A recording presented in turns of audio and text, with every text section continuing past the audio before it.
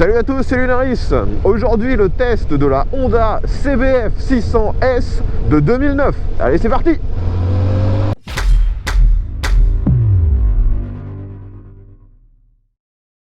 Alors aujourd'hui, j'ai encore le privilège d'avoir un de mes abonnés qui a bravé le froid et me prêter cette machine alors qu'on est en plein hiver. Il doit faire que 2 ou 3 degrés aujourd'hui. Il ne fait pas super beau, mais heureusement il ne pleut pas. Donc on va tester cette CBF 600S de 2009. Si vous suivez ma chaîne, vous avez peut-être déjà vu le test de la CBF 600N de 2005. Et bien ici en fait on est sur quasiment la même moto, c'est-à-dire un roadster un peu utilitaire en 4 cylindres. Mais là on est dans la version S, et S c'est pas pour sport, vu que c'est juste une version on va dire carénée et encore plus routière de la CBF 600N. On retrouve donc le même moteur, un 600 cm3 4 cylindres en ligne qui développe 78 chevaux à 10 000 tours. Et ce moteur est dérivé de ce qu'il y avait avant dans la Honda Hornet et encore avant dans la CBR 600. C'est un moteur assez classique, 4 cylindres en ligne, 78 chevaux, refroidissement liquide, 4 soupapes par cylindre, un moteur vraiment standard.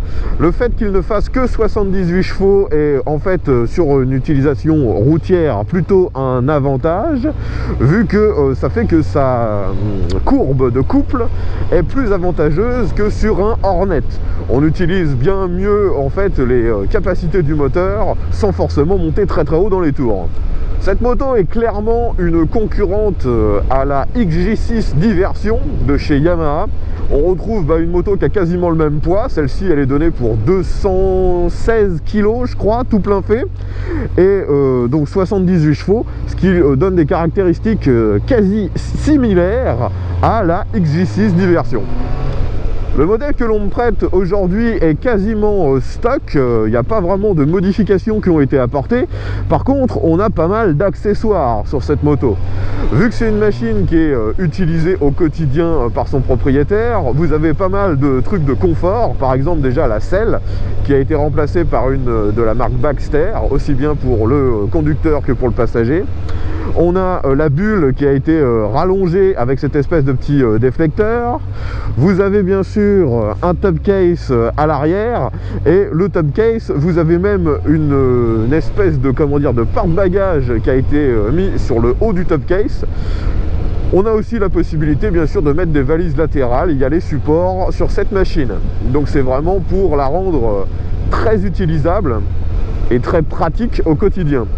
Comme je vous l'ai dit, aujourd'hui il fait très froid, mais heureusement le propriétaire de cette moto a fait installer des poignées chauffantes, et là je les ai mis au plus haut au niveau chauffage, et c'est vraiment agréable, hein. Là déjà en ville, je me retrouve avec les mains bien au chaud, c'est du bonheur. Alors concernant la position de conduite, quand on se met aux commandes de cette moto, c'est très similaire bien sûr à sa version N, la version Roadster. Par contre là on a encore le guidon d'origine qui est bien plus cintré et bien plus bien placé que sur la N que j'avais testé, qui avait un guidon street. Là le guidon est pile en face de mes épaules, je le trouve même au final peut-être un tout petit peu trop étroit. Il aurait été encore plus facile de déplacer cette moto avec un guidon ne serait-ce que 2 ou 3 cm plus long. Le guidon a l'air aussi d'être placé plus haut que sur la version Roadster. On a des espèces de petits supports qui relèvent le guidon. La selle est assez large et le réservoir lui aussi. Ça écarte un tout petit peu les jambes sur le côté, et malheureusement ça me fait des espèces de points d'appui au niveau des cuisses. C'est assez désagréable. En fait la selle pour moi je la trouve pas vraiment confortable. Le seul truc qui est appréciable pour moi sur cette selle, c'est qu'elle est très creusée, et donc ça me fait un petit dos frais juste derrière mes fesses. Quand j'accélère, je me recule pas sur la selle, je suis vraiment très bien calé. Ce qui est génial aussi, c'est que sur cette version avec un carénage, vous avez une bonne protection, et vous avez aussi les 2 rétros qui ont été déplacés sur le carénage, ils ne sont plus au bout des guidons. Donc on voit très bien ce qui se passe derrière, on voit à peine nos coudes, on a une très bonne visibilité. Alors quand je m'arrête, j'arrive à mettre les deux pieds par terre. J'en ai un complètement à plat et l'autre qui touche un peu. La machine n'est pas trop haute, mais le fait que la selle soit un peu large, bah, ça fait que je peux pas mettre les deux pieds complètement à plat. La moto est encore équipée de l'échappement d'origine, c'est une espèce de gros silencieux chromé sur le côté. Ça va plutôt bien avec le reste du style de la moto, mais la moto en elle-même n'est pas dans un style exubérant ou extravagant. Ça ressemble beaucoup d'ailleurs à la CBF 1000 que j'ai pu tester il y a quelques temps. Petite accélération. Le moteur a l'air très linéaire. On n'est pas, comment dire, avec une machine avec un comportement sportif. C'est tranquille, mais efficace. Là, je suis stabilisé à 80 km/h en 6ème, à un peu moins de 4000 tours. La moto fait très peu de bruit. J'entends beaucoup plus le vent qui arrive sur mon casque que réellement le bruit du moteur ou de l'échappement. D'ailleurs, la bulle, je comprends que le propriétaire ait rajouté cette extension parce que en la laissant à sa hauteur normale, bah, ça dévie le vent juste à l'intérieur de la visière de mon casque, ce qui est assez désagréable. La moto est vraiment très facile à prendre en main, hein. C'est extrêmement comparable avec une XJ6 et je la trouve plus maniable et plus facile à prendre en main que la CBF 600N que j'avais testée. Donc je suppose que le modèle N que l'on m'avait prêté devait avoir une petite défaillance au niveau des roulements de direction. Nous voilà ici pour faire comme d'habitude un petit 0 à 100. La route est bien sèche, donc ça c'est vraiment un avantage. Je rappelle les caractéristiques de cette moto. On est sur un 4 cylindres en ligne de 600 cm3 produisant 78 chevaux et la moto est donnée tout plein fait pour un peu moins de 220 kg. Et j'ai oublié de préciser que cette moto est équipée d'une option de l'époque, le CBS, c'est-à-dire un freinage combiné. Allez, on est parti. Let's go!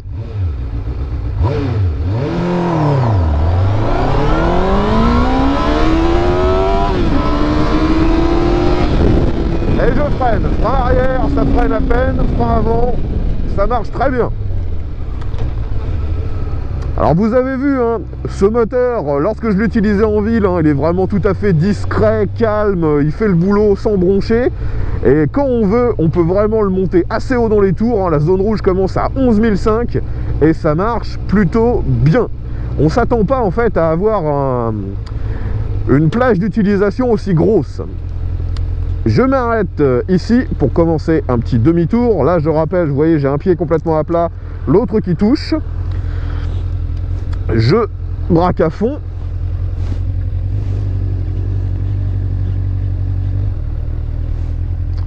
Ça braque plutôt bien, hein. Je reste sur la largeur de la route et je finis pile sur l'autre fil. Donc, aucune difficulté. C'est assez maniable. On est reparti pour le 0 à 100. Tout à l'heure, j'ai pas fait attention à quel moment je suis arrivé à 100. Je me concentre un peu plus là-dessus. Allez, let's go.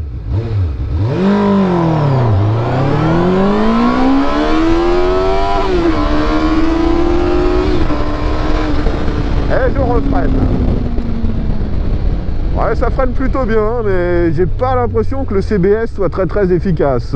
Quand je freine de l'arrière, ça doit pas freiner beaucoup de l'avant. Mais ça fonctionne quand même. Donc, vous avez vu que j'arrive à 100 en début de deuxième. La première, elle monte jusqu'à environ 80-90.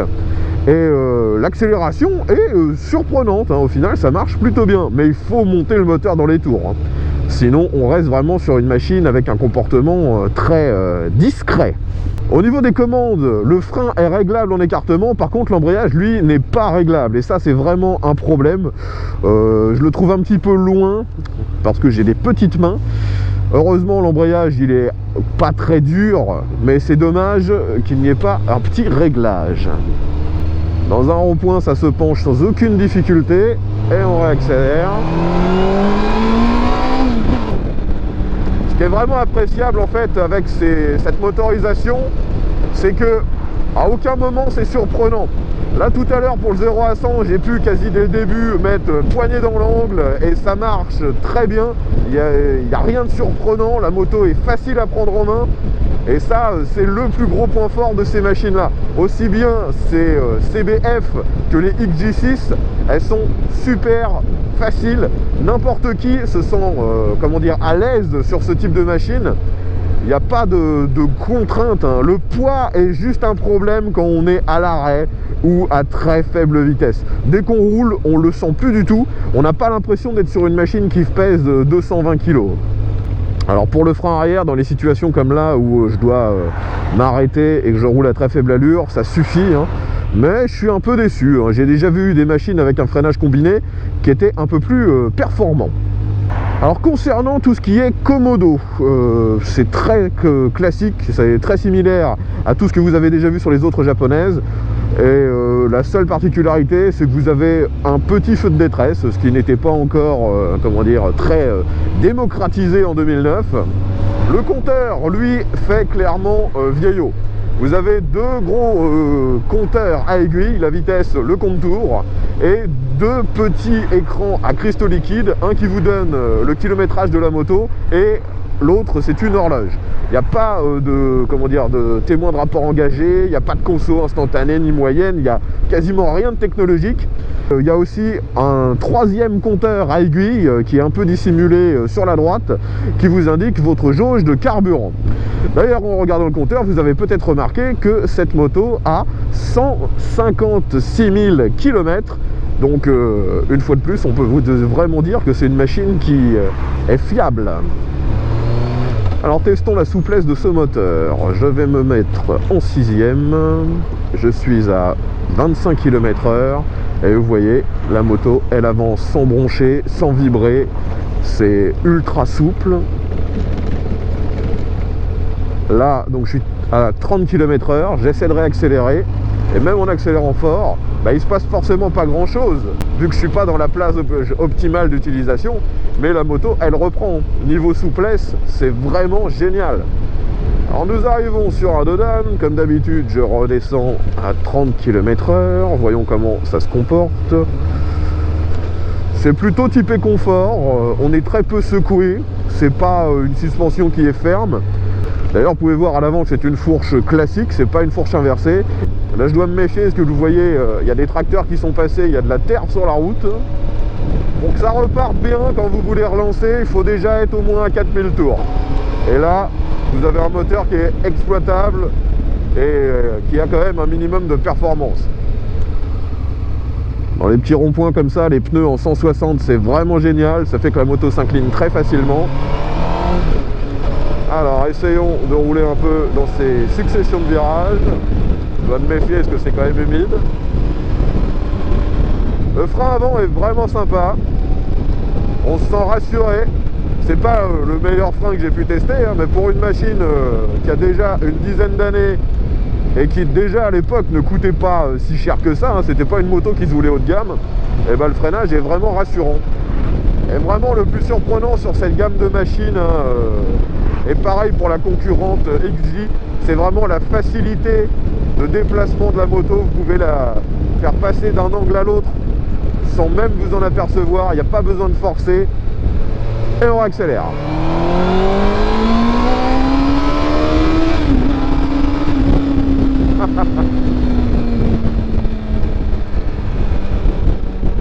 C'est vraiment une moto qui a deux visages.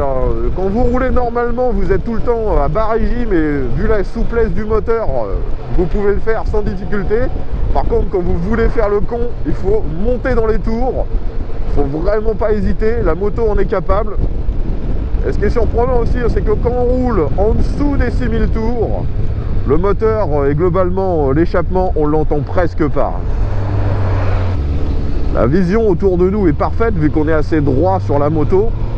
On n'a pas non plus une position désagréable avec les jambes, on a les genoux un peu pliés, mais c'est une position relativement neutre. On ne se fatigue pas du tout. Donc je dois me méfier, c'est indiqué que la route est glissante. Ah oui, quand je vois comment c'est recouvert de terre, c'est vraiment le problème actuellement quand je fais des tests. Il y a pas mal de routes qui sont empruntées par des camions et aussi par des tracteurs, et elles sont recouvertes de boue pour la plupart. Vous pouvez voir que lorsqu'il y a besoin de relancer pour faire un dépassement, même à mi-régime, la moto est déjà largement assez performante. Il n'y a aucune difficulté. je comprends mieux en fait pourquoi cette moto est utilisée au quotidien par son propriétaire et sur autant de kilomètres. Parce que c'est une machine facile à prendre en main, une machine qui est relativement peu coûteuse et c'est rassurant de rouler avec ça. Allez, un petit passage sur l'autoroute, on accélère un bon coup.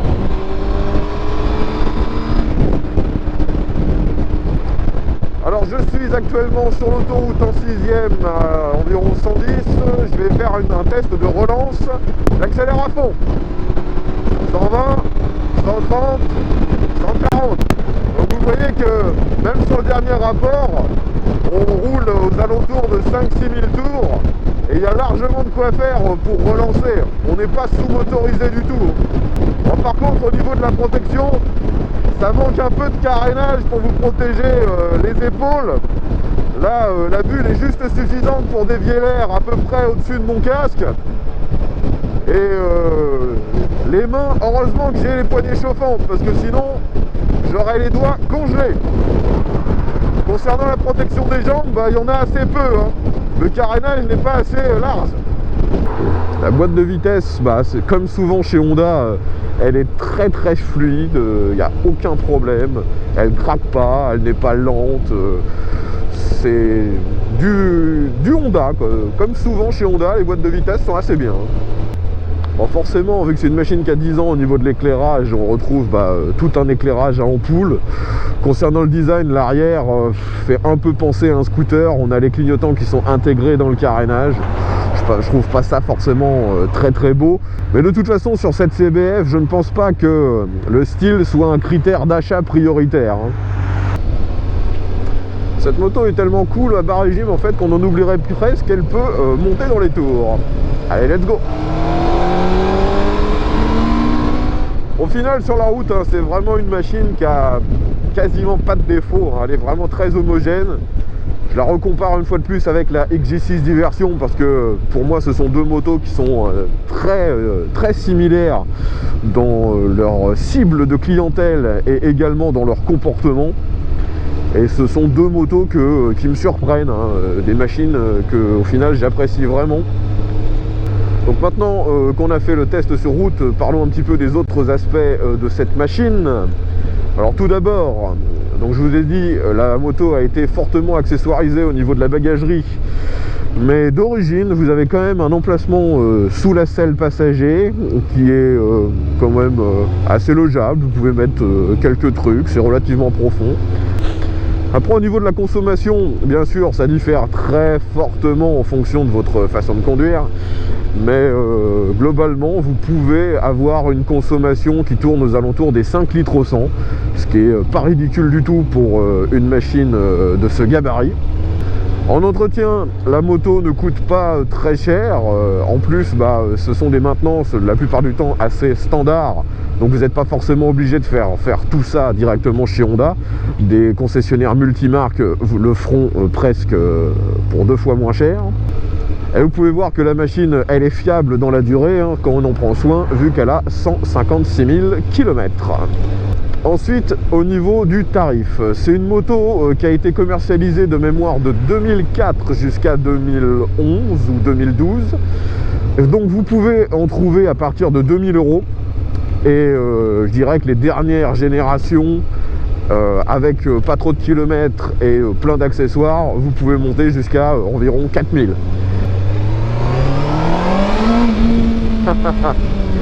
Si vous voulez faire le con même en ville, hein, la moto est tellement facile à prendre en main que c'est largement faisable. Donc concrètement maintenant ce qu'il va falloir c'est essayer de la départager de sa concurrente la Diversion. Personnellement j'aurais toujours une petite préférence pour la Diversion à cause du look. Je préfère vraiment le look de la Diversion, surtout dans sa version F avec le carénage complet, plutôt que cette CBF 600S. Mais après, sur le reste des aspects, à la conduite, c'est très très similaire. Les machines sont faciles et là, je dirais que c'est plus en fonction de vos préférences esthétiques que vous allez faire un choix. Bon les amis, je pense avoir fait le tour sur les caractéristiques de cette CBF 600S de 2009. Si vous êtes le possesseur d'une de ces machines, que ce soit dans la version N, la version S ou même les versions à carbu ou injection, donnez-nous votre ressenti. Quelles sont pour vous les bonnes années à privilégier? Qu'est-ce qu'il y a à vérifier sur ces machines? Est-ce qu'il y a des points faibles? Est-ce qu'il y a des accessoires qui vous semblent vraiment adaptés? Ce sera très intéressant de pouvoir vous lire concernant cette machine, vu qu'elle n'est pas si répandue que ça sur nos routes. Je tiens encore à remercier l'abonné qui a fait le déplacement pour me prêter cette moto, alors que je le rappelle, on est en plein hiver et qu'il doit faire 1 ou 2 degrés. Je rappelle d'ailleurs que tous les tests que je propose sont en partenariat avec mes abonnés. Donc si vous le souhaitez que je fasse une vidéo concernant l'une de vos machines, que ce soit voiture ou moto, n'hésitez pas, contactez-moi. Tous les moyens de le faire sont dans la description. J'espère que vous aurez apprécié ce test. Si c'est le cas, pensez à mettre un petit pouce vers le haut et à partager la vidéo sur les réseaux sociaux. Pensez également à vous abonner, vu que je me suis aperçu que près de 70% d'entre vous n'étaient pas abonnés. Allez, à tous et à bientôt pour un nouveau test.